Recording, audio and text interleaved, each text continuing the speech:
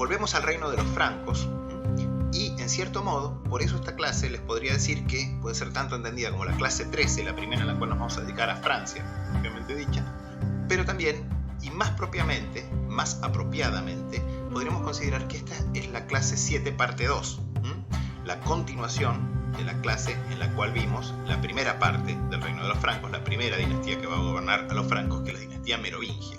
Y hoy vamos a ver la segunda dinastía que va a gobernar al reino de los francos, que es la dinastía carolingia, mucho más famosa obviamente por su figura descollante, que es obviamente Carlomagno. Bueno, para refrescarles un poco, les muestro un poco el mapa del reino franco, y vamos a ver que en este mapa tenemos al noreste el reino de Austrasia, lo que se conocía como el reino de Austrasia, que eran las tierras ancestrales del reino franco, digamos, donde se establecieron por primera vez los francos al entrar en territorio romano. Al noroeste, el reino de Neustria, que era el reino de Soissons. ¿Se acuerdan cuando les hablé del vaso de Soissons? El reino de este líder galorromano, el Dux Siagrius, que Gregorio de Tours llamaba Rex Romanorum, que era un líder galorromano que va a ser derrotado por Clovis, quien va a anexar este reino de Soissons o reino de Neustria. Al suroeste el reino de Aquitania, que también va a ser conquistado por Clovis o Clodoveo, que eran los territorios que todavía conservaban los visigodos en la Galia. Y finalmente, al sureste, el reino de Borgoña, que era el reino de los burgundios, que, como vimos, fue anexado por los hijos de Clovis. Bueno, yendo directamente a la dinastía carolingia, vamos a decir que esta dinastía se origina en dos de las más poderosas familias del reino de Austrasia. Estas familias fueron los Pipínidas y los Arnúlfidas. Por un lado tenemos los Pipínidas, de los cuales el primer personaje famoso, y de ahí recibe el nombre, obviamente, esta familia, fue Pipino I, conocido también como Pipino de Landen, que vivió entre 580 y 640 y que fue el primero en alcanzar el puesto de mayordomus. Recuerden, les recuerdo, para los que no se acuerdan, que mayordomus era el intendente del palacio de los reinos merovingios, y en este caso del reino de Austrasia. Pero básicamente no era un intendente de palacio, ni mucho menos, sino más bien un primer ministro. Y encima, no cualquier primer ministro, no un primer ministro que el rey nombra y cuando se enoja lo despide, sino un primer ministro tanto o más poderoso que el rey, digamos, al punto que podríamos compararlo con un shogun. Estos reyes tardíos merovingios, que son conocidos como les rois fainéants, los reyes que no hacían nada, los reyes que no tenían, digamos, prácticamente ni autoridad ni liderazgo, digamos, estos primeros ministros se van a constituir gradualmente en una línea paralela de gobernantes hereditarios. No sabemos por qué los reyes merovingios fueron perdiendo su poder, pero podríamos decir que hubo varias causas, y la principal parece ser que se quedaron sin dinero, básicamente, al no producir nuevas conquistas territoriales de las cuales repartir botín y sobre todo tierras a sus seguidores. Bueno, simplemente fueron repartiendo las tierras que tenían en buena medida y finalmente se quedaron sin recursos, hasta el punto que en muchos casos vivían de un estipendio que les entregaba o les facilitaba justamente el mayordomus. Respecto de Pepino de Landen, él fue el primero en alcanzar el puesto de mayordomus del reino de Austrasia bajo Dagoberto I en el año 623 y va a mantener este puesto, digamos, esta posición, bajo el sucesor de Dagoberto, Sigeberto III, que la va a conservar hasta su muerte.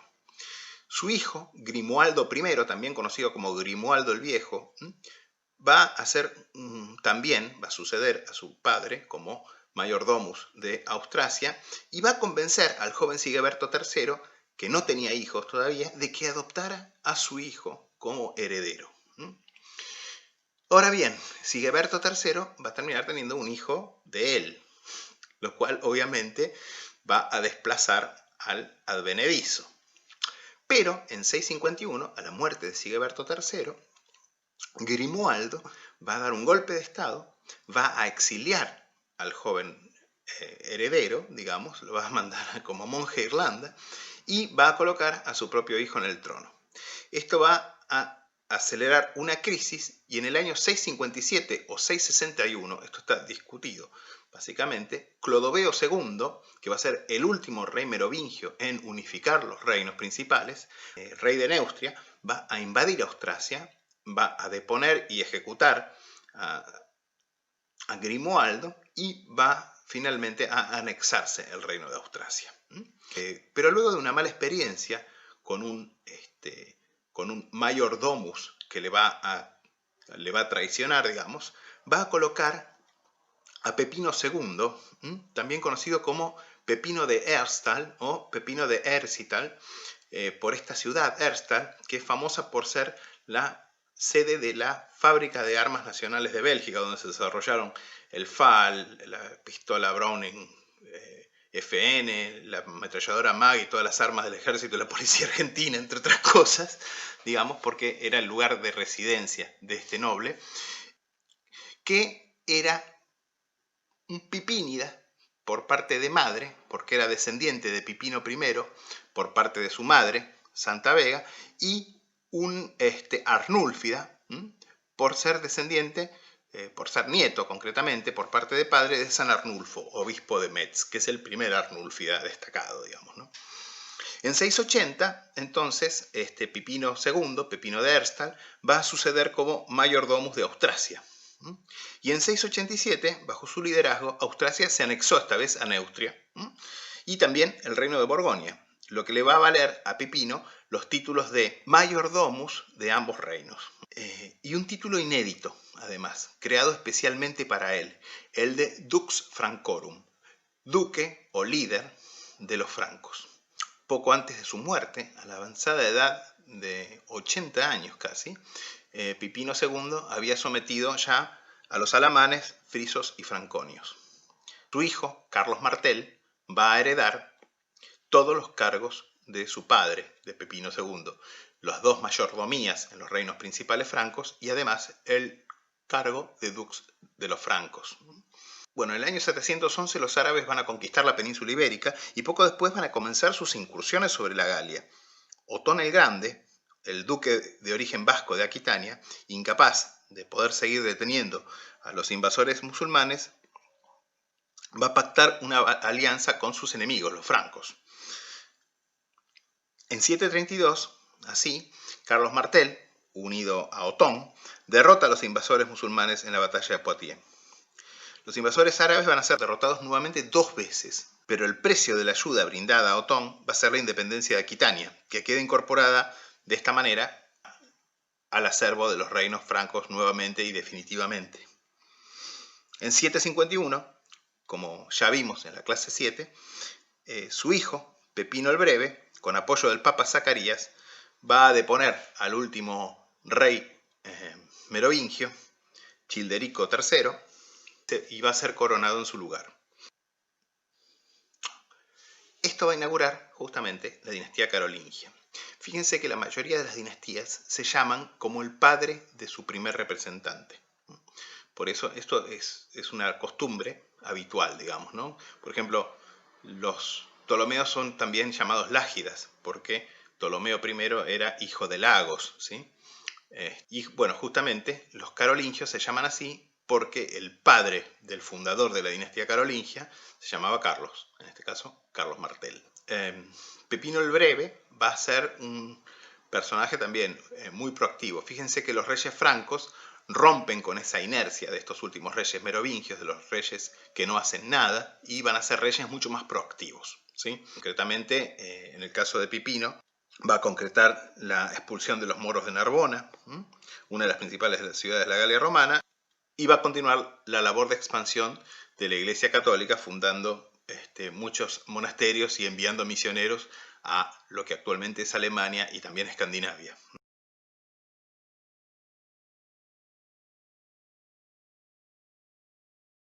Bueno, vamos a ver un poco las acuñaciones del periodo de Pipino el Breve y vamos a introducir brevemente las acuñaciones del reino franco a la época del ascenso de Pipino.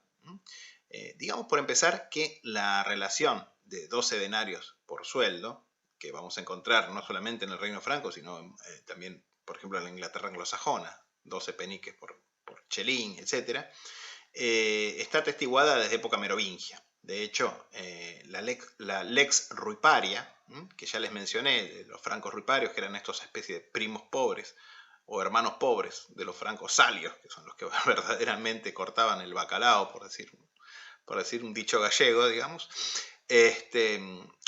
ya aparece esta relación, en la lex Ruiparia, aparece esta relación de 12 denarios por sueldo. En cuanto a la lex sálica, a la ley sálica, que era la ley justamente de los francos salios, que son los que nos interesan a nosotros, hay una mención de un sueldo de 40 dineros, pero esta relación ha sido desestimada. La relación del sueldo 40 denarios probablemente representa una equivalencia fijada en la ley sálica para cotizar indemnizaciones, etcétera, basadas en denarios que ya no circulaban en esa época. En la clase 7 vimos que a partir de los años 670 aproximadamente, en el reino franco, el tremis de oro ya muy devaluado, de oro muy bajo, va a ser sustituido gradualmente por el denario.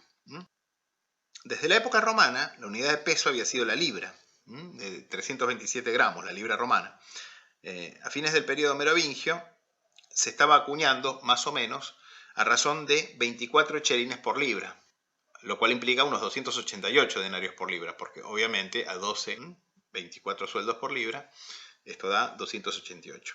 Bueno, en el año 754, a través de la Capitular de Vernon, en su artículo 5, Pepino el Breve va a disponer que no se acuñarán más de 22 sueldos por libra, con 12 dineros por sueldo, obviamente. La Capitular fija también la ganancia de los monederos. De estos 22 sueldos, el monedero se queda con uno y entrega los restantes. Con lo cual, los costos de acuñación, podríamos decir, y la remuneración del monedero eran del 4,5%. Esto rinde un dinero, un denier, como se diría en francés, a razón de 264 piezas por libra romana, lo cual da un peso o al menos un peso teórico, mínimo de 1,238, redondeado 1,24 podríamos decir, que está bastante acorde con el promedio de los ejemplares sanos que nos han llegado. De la pureza de las monedas no podemos decir nada, porque no está fijada por ley. Se entiende que se trata de plata pura. Los análisis metalográficos de estas monedas son bastante raros, pero en 6 ejemplares que se ensayaron, se arroja un promedio de 91% de plata. Las monedas de Pepino el Breve se van a acuñar en cerca de unas 70 secas, la mayoría de ellas bajo control real, pero en muchos casos bajo mandato episcopal. Los talleres monetarios van desde Marsella y Lyon, en el sur, a Maastricht, en los Países Bajos, Ginebra y Zúrich, en Suiza, o a Aquisgrán y Maguncia, en la actual Alemania. Si bien la mayoría de ellos se ubican en el actual territorio francés, sobre todo en los valles del Loire, el Loria y el Rin. Entre los talleres más activos de su reinado están Sens, en Champaña, Chelles y el taller episcopal de Laon, todos estos obviamente en el reino de Austrasia.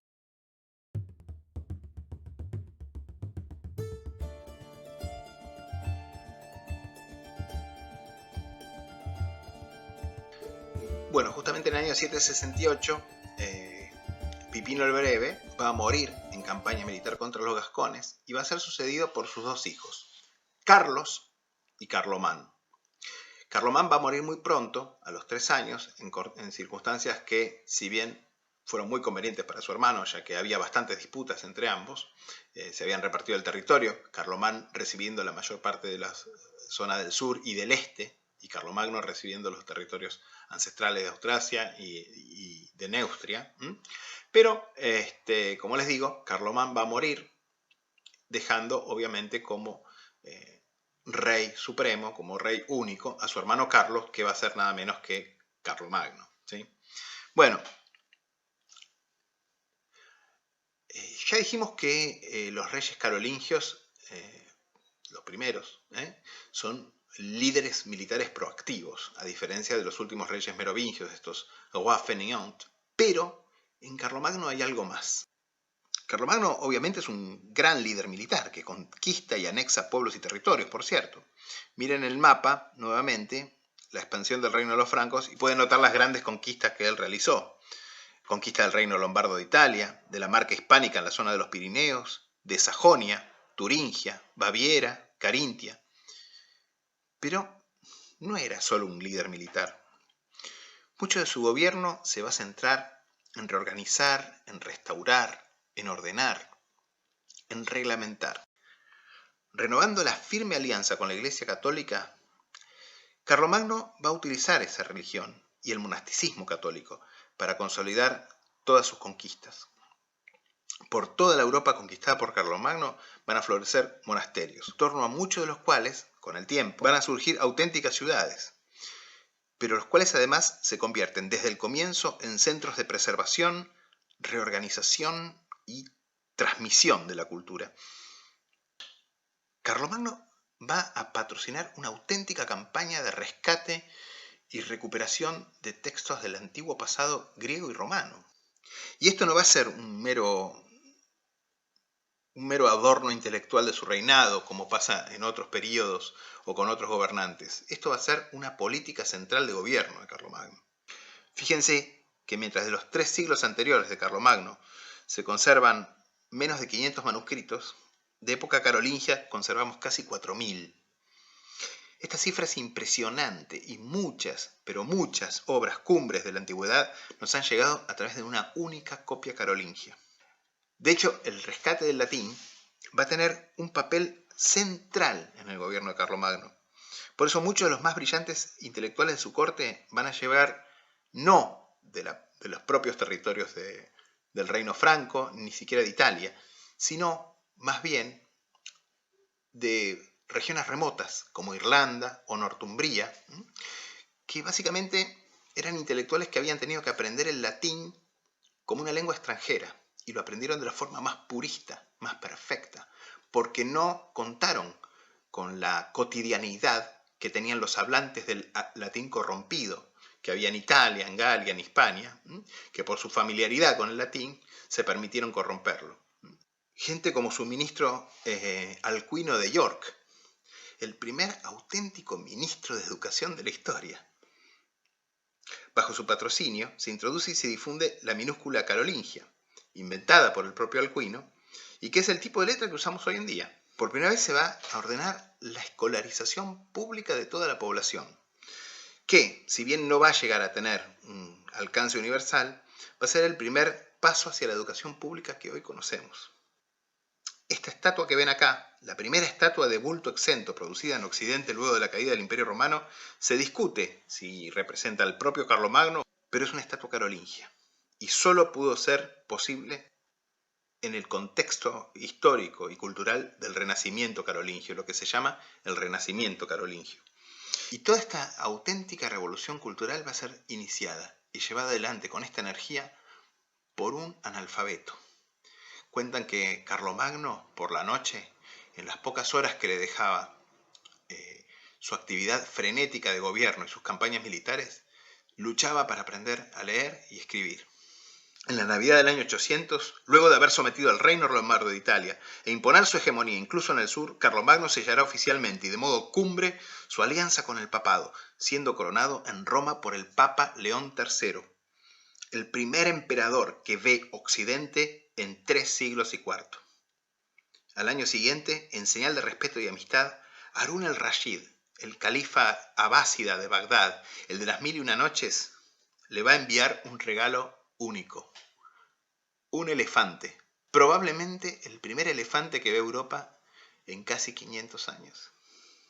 La coronación de Carlomagno como emperador de Occidente, cuando en Constantinopla gobernaba todavía una mujer, la emperatriz Irene, debió ser un golpe propagandístico de primera magnitud. E incluso se especuló en una alianza matrimonial entre Carlomagno e Irene. Pero si bien Bizancio, algunos años después, va a reconocer el título imperial de Carlomagno, no lo va a reconocer como su equivalente occidental. Ese reconocimiento va a demorarse todavía varios siglos. Evidentemente, Carlomagno es un personaje de una envergadura descomunal, y no solo por su altura, que por cierto pudo establecerse aproximadamente a través del análisis de algunos de sus huesos que sobreviven en distintas reliquias, como por ejemplo los relicarios que hay en Aquisgrán, etc. Y que, según estos estudios, debe haber medido entre 1,84 m y 1,95 m, una estatura bestial para una época en que el promedio de estatura era de menos de 1,70 m. Sin embargo, Carlomagno no sobresale simplemente por su estatura física, sino por su excepcionalidad. Y aunque muchos señalan que el imperio carolingio, el imperio que él fundó, fue efímero, hay que decir dos cosas sobre esto. La primera es que no tenemos que preguntarnos por qué colapsó el imperio carolingio, sino más bien cómo fue posible. Porque Carlomagno construyó su imperio a fines de la Edad Oscura, es decir, en una época en que la cultura, las comunicaciones, la tecnología, la organización social y económica, administrativa y militar, venía de atravesar 5 siglos de destrucción, gradual pero constante. Todo era pobrísimo comparado con lo que fue generándose en los siglos siguientes, en buena medida gracias a este renacimiento carolingio. Y en especial después de las invasiones, de la última oleada de invasiones, que fue la de los vikingos, los nórdicos y los magiares, que termina hacia el año 1000. Pero también un mundo incomparablemente más atrasado comparado con lo que había sido el mundo romano, el mundo clásico, griego y romano. Porque Roma construyó su imperio no luego de 500 años de gradual pero constante destrucción, sino luego de 500 años de evolución. Y la segunda cosa es que fue justamente este renacimiento carolingio lo que habilitó un nuevo renacimiento en Occidente, iniciando la fase de desarrollo cultural, político y económico, que en los siglos siguientes va a florecer llevando a la humanidad a la Edad Moderna. Porque si el imperio carolingio como entidad política pudo ser perecedero, como lo fue, porque duró menos de 200 años, y de hecho su crisis terminal empezó probablemente ya en el propio reinado de su hijo. Sin embargo, sus logros culturales no lo fueron, sino que fueron el punto de partida para la nueva cultura occidental, que va a estar ahora centrada no en el Mediterráneo, como en el caso de griegos y romanos, sino en Europa, que va a imponer su sello a todo el mundo, razón por la cual Carlomagno ha sido llamado con justicia padre de Europa. Los intentos de los nazis alemanes en 1935 de divulgar la idea de que Carlomagno fue no el padre de Europa, sino el primer genocida de Europa por la ejecución de 4.500 nobles sajones rebeldes, que luego de haberle jurado lealtad se sublevaron contra él, lo cual obviamente en el siglo VIII, IX era alta traición y se castigaba con la muerte, es una acusación cínica y hipócrita sobre todo, ¿no?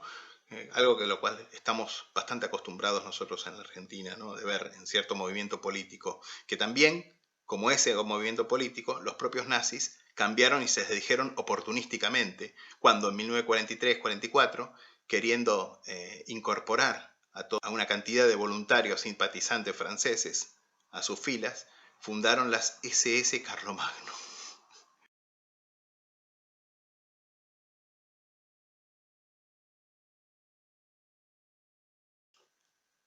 Inicialmente, los denarios de Carlomagno, y obviamente también los de su hermano Carlomán, siguen el mismo estándar y estilo que los de su padre, Pipino el Breve.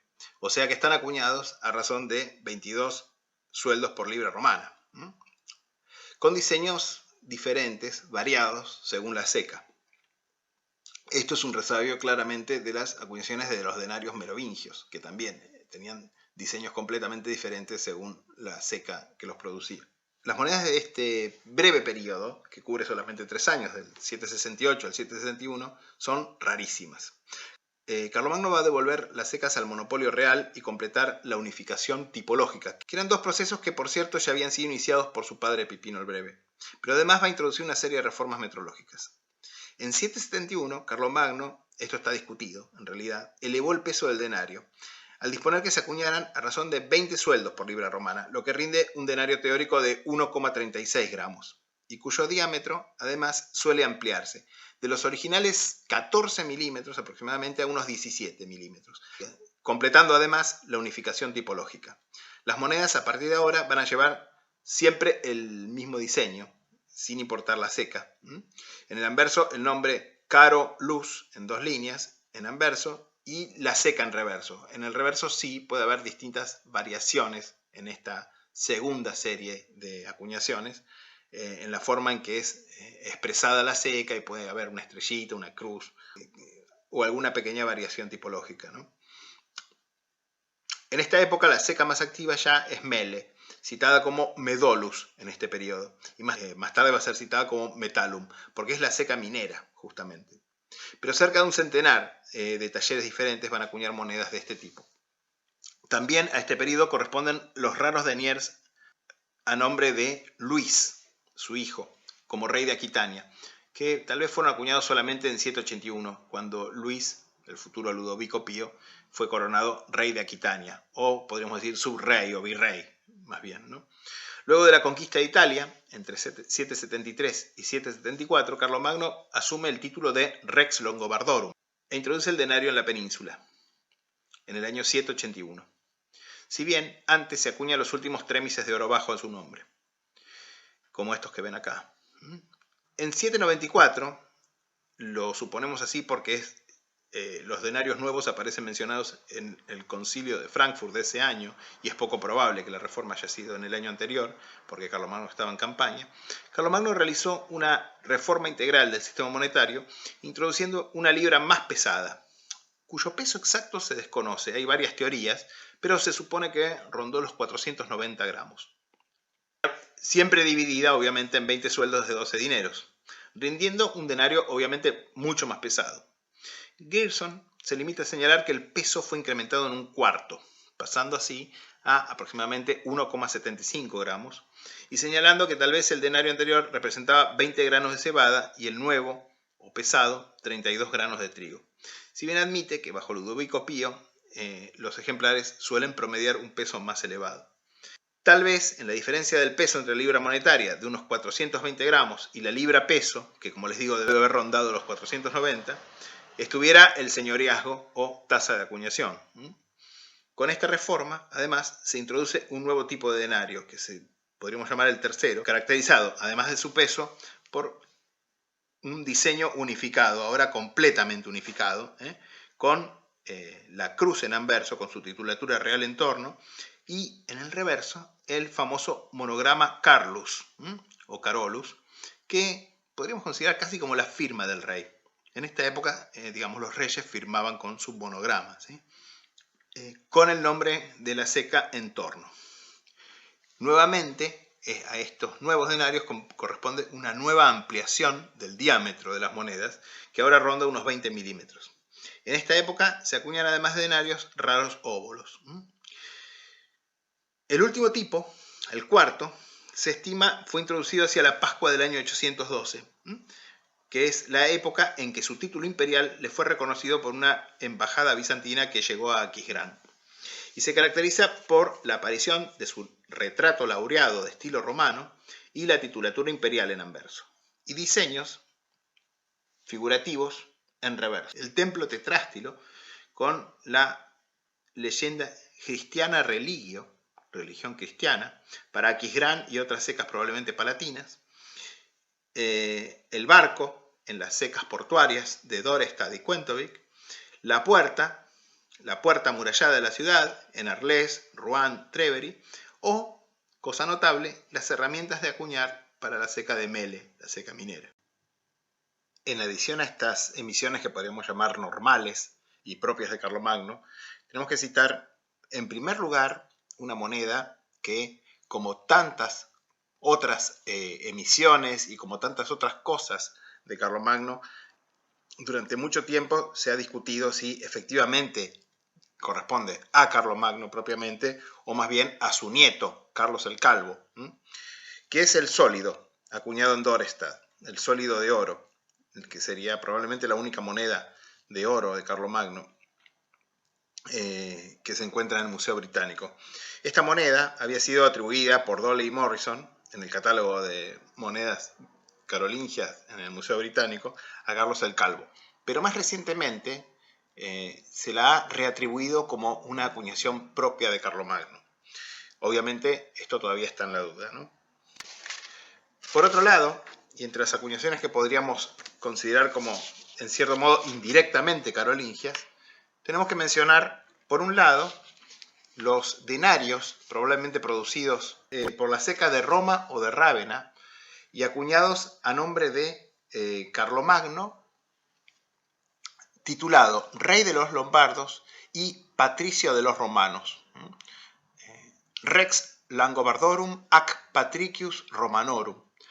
Probablemente estas acuñaciones sean papales, probablemente sean las primeras monedas carolingio-papales, concretamente, y que básicamente reconocen a Carlomagno como el protector del papado.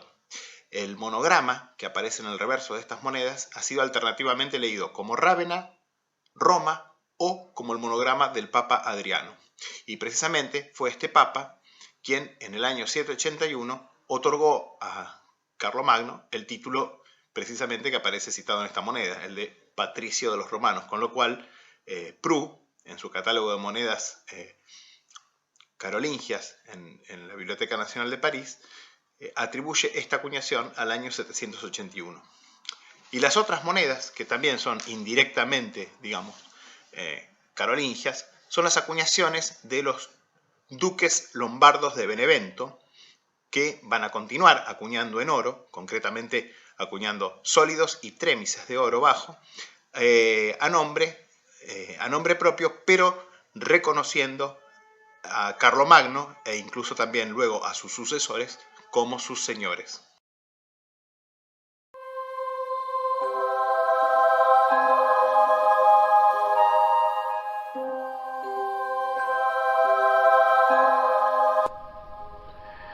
Bueno, las acuñaciones carolingias cubren un periodo bastante largo, unos 200 años, y un territorio sobre todo bastante extenso, ¿no? Porque tenemos prácticamente toda Europa occidental y central, con la sola excepción de la mayor parte de España y las Islas Británicas, pero básicamente es un territorio muy extenso, es una gran cantidad de secas, llegaron a ser unas 150 secas, y el tratamiento de unas series monetarias tan complejas obviamente implica una problemática bastante importante. Entre las obras clásicas que quiero citarles y recomendarles y pedirles que las busquen también, tenemos la de Ernest Garrier, Monnaie royale de France sur la race carolingienne, en 2 volúmenes, Estrasburgo, 1883-84, y el catálogo de monedas carolingias de la Biblioteca Nacional de Francia, de Prou, del año 1895, Prou, a quien ya, por cierto, mencionamos cuando hablamos de su catálogo de monedas merovingias. Esos dos los pueden descargar de Internet Archive o de Gallica, que es el sitio online de Biblioteca Nacional de Francia. Desde luego, obviamente, la moneda carolingia también está tratada en la obra general de Grierson, ¿no? Medieval European Coinage, el MEC.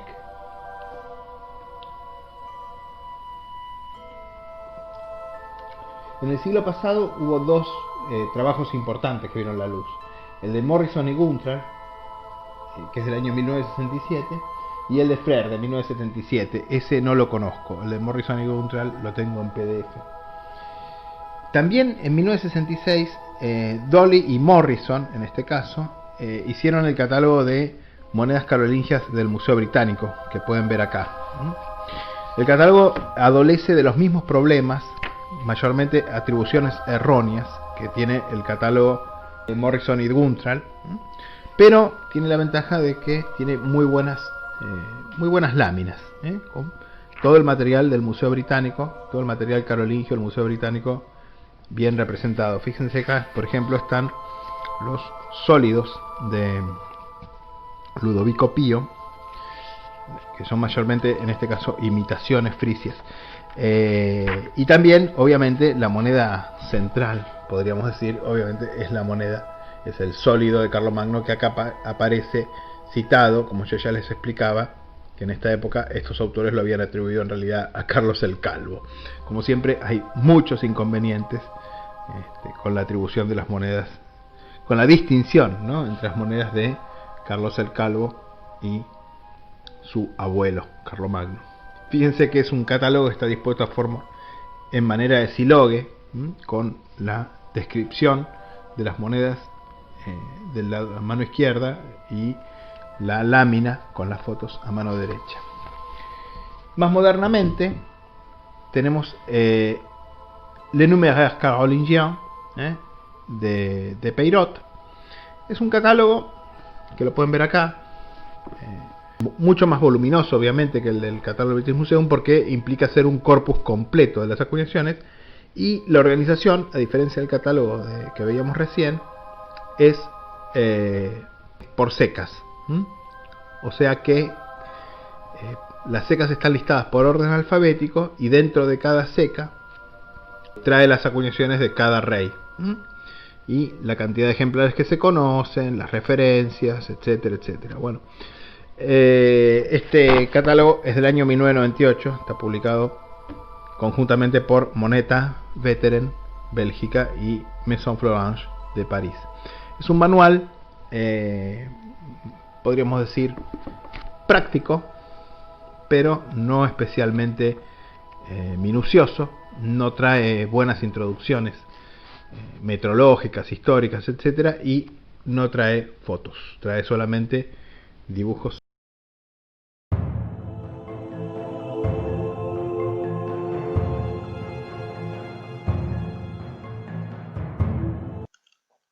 Los carolingios no solamente heredaron de los merovingios el trono del reino franco, sino también la costumbre de repartir entre sus hijos, de dividir el reino entre sus hijos y sucesores, algo que vimos que los merovingios hacían todo el tiempo, ¿no?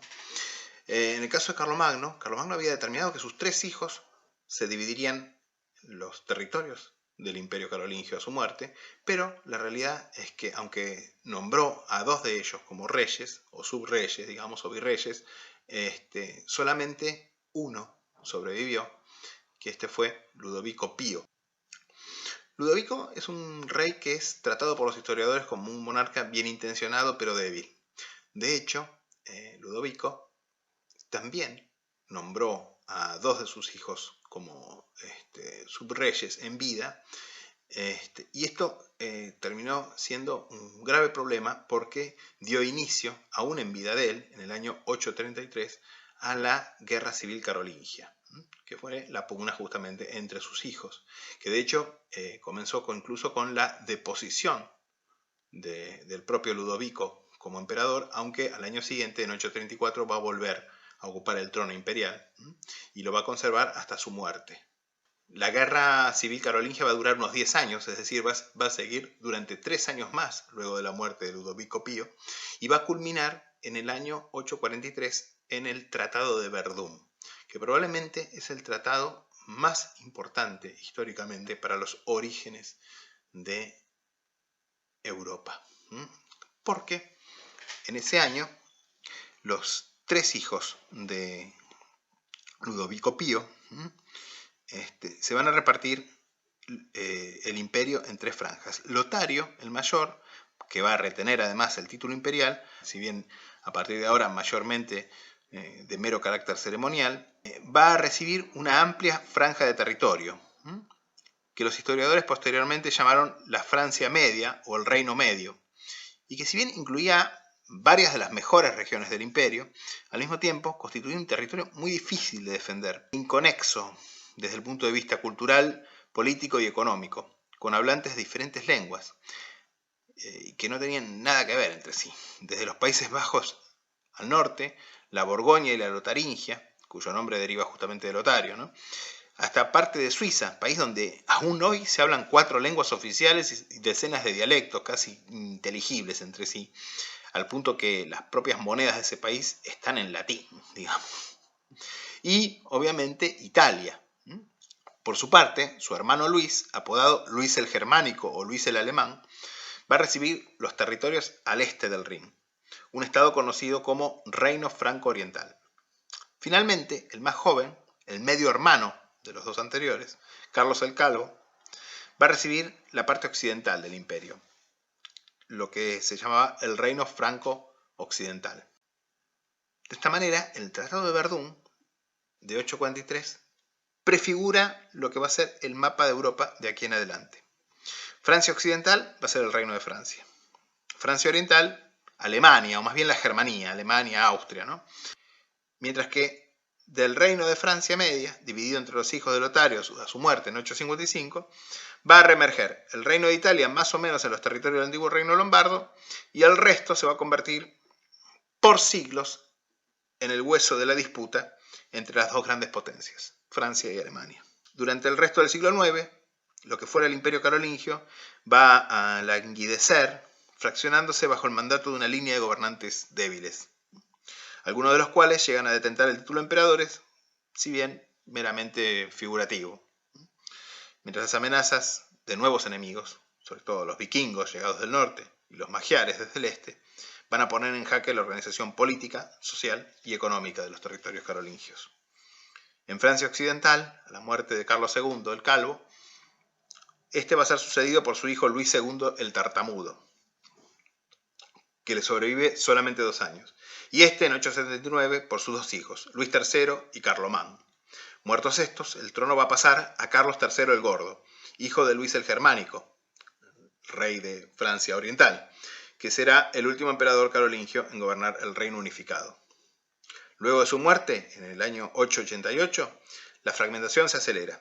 Italia va a quedar desde entonces bajo un rey autóctono, Berengario, marqués de Friuli, descendiente de Ludovico Pío, pero por línea materna. En Francia Oriental, la dinastía carolingia se extingue con Luis el Niño en el año 911. En Francia Occidental va a continuar durante 6 décadas más, con Otón o Eudes, entre 888 y 898, sucedido por Carlos IV el Simple, y luego de un periodo de anarquía con el ascenso en 936 de Luis IV, apodado el de Ultramar, por ser hijo de Carlos el Simple y Edviga de Wessex, y por haber pasado la mayor parte de su vida refugiado luego de la caída de su padre con la familia de su madre en Inglaterra. En 954, Luis es sucedido por su hijo Lotario. En 986, este Lotario es sucedido por su joven hijo Luis, que asciende al trono como Luis V, apodado el Indolente. Su prematura muerte al año siguiente resulta en el fin de la última línea de gobernantes carolingios. Para entonces, Francia Occidental, que llamaremos a partir de entonces con su nombre moderno, Francia, se encuentra fragmentada en una multitud de estados feudatarios virtualmente independientes, condados, ducados, baronías, obispados, arzobispados, abadías.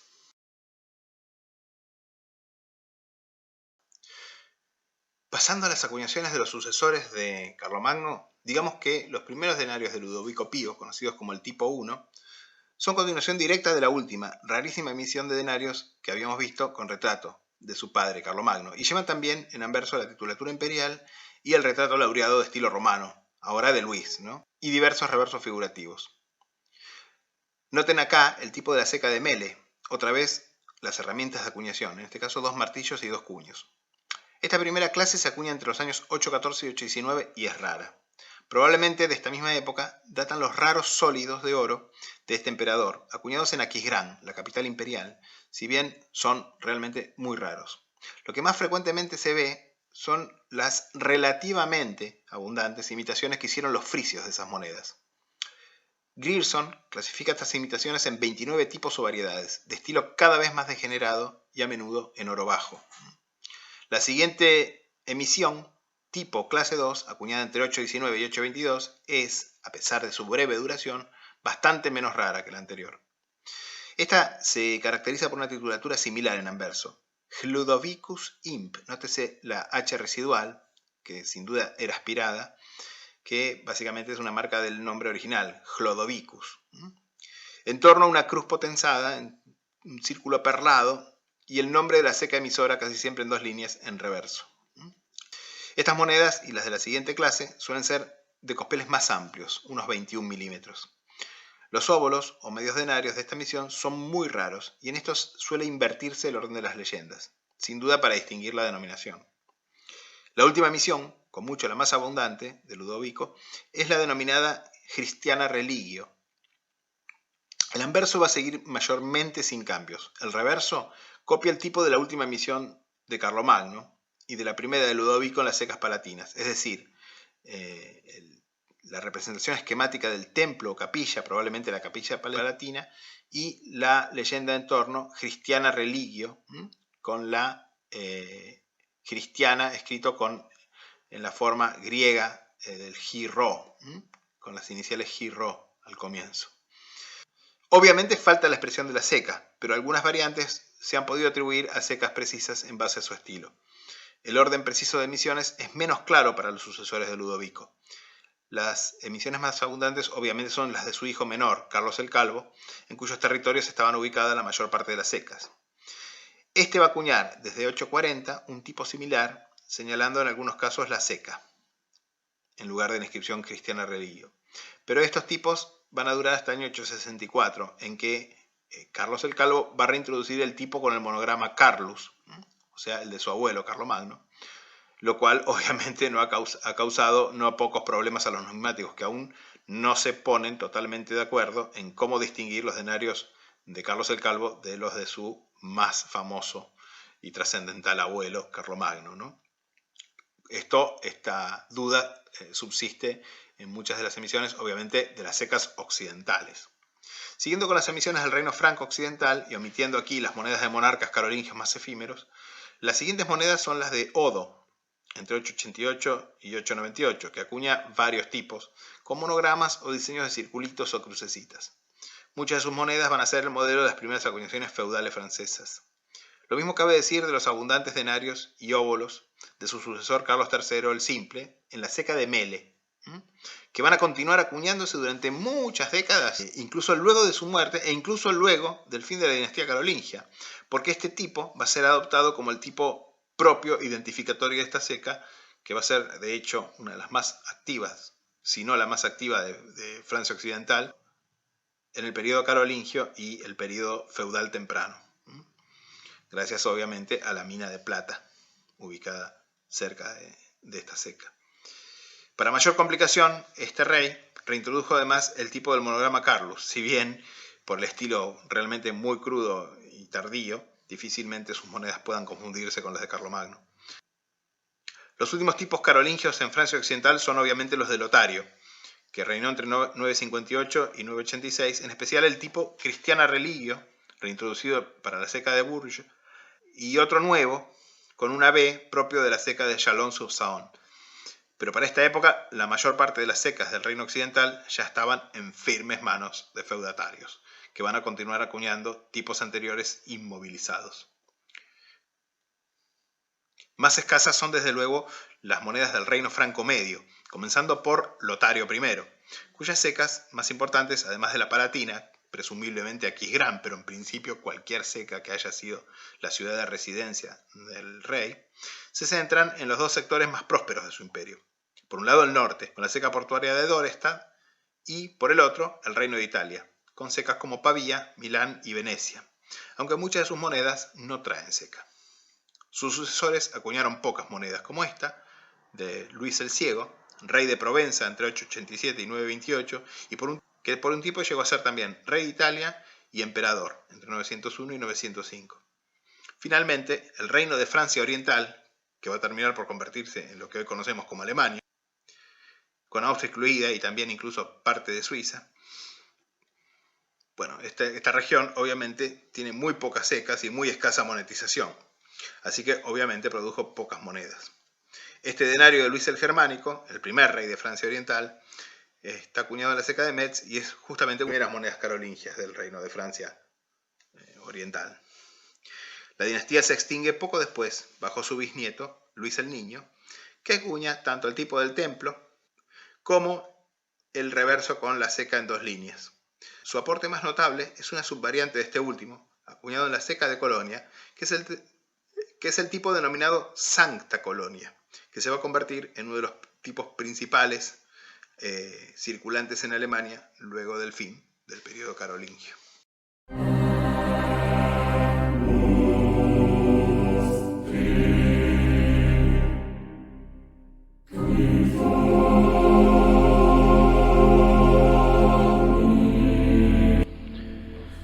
Bueno, y para concluir vamos a mirar algunas monedas carolingias. Primeramente les quería mostrar un denario que es ciertamente el tipo más común de Ludovico Pío, que es el tipo Christiana Religio. Fíjense, conocido por su reverso justamente, con esta inscripción Christiana Religio, y obviamente el anverso presenta la titulatura del rey, del emperador mejor dicho, Ludovico Pío, en torno a una cruz potenzada y cantonada de puntos, ¿no? Con Ludovicus Imp. Fíjense, bueno, cruz inicial, Ludovicus Imp. Fíjense la H residual que yo les comentaba, que obviamente es un residuo del nombre original, ¿no? De hecho, Luis o Ludovico es uno de los nombres que tiene más variaciones y que obviamente proviene de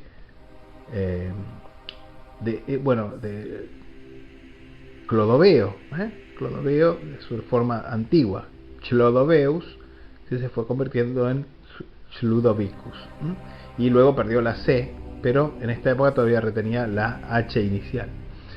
Y el reverso, bueno, como les decía, Christiana Religio, es una moneda común, pero por su estupenda conservación nos permite apreciar un denario carolingio en toda su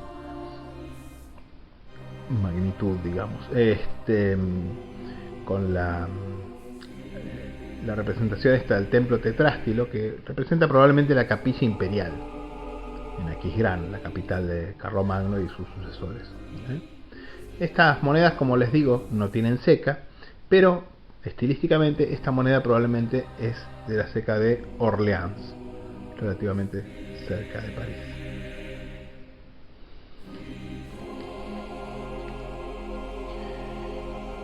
La otra moneda que quería mostrarles es un denario, también un denier, pero en este caso de Carlos el Calvo. Otra moneda bastante común, por cierto, especialmente de esta ceca, que es la ceca de Mel,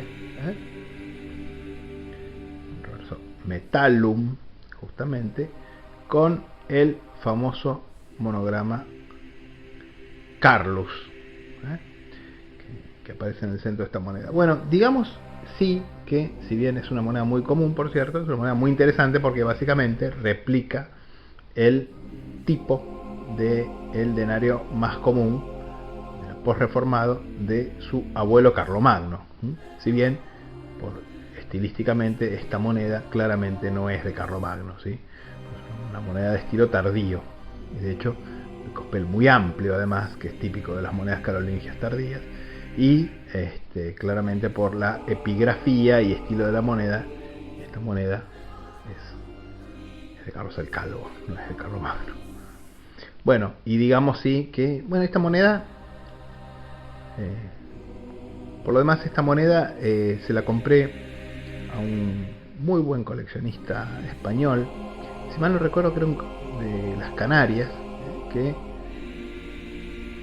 cuando él dispersó su colección, y que él mayormente compraba mucho en subastas europeas, sobre todo Elsen, y esta moneda proviene justamente de la casa Elsen de Bruselas, de algún remate de los años 90. Lo que me gusta de esta moneda, además de la estupenda conservación que tiene, es esa pátina gris oscuro, muy pareja y hermosa.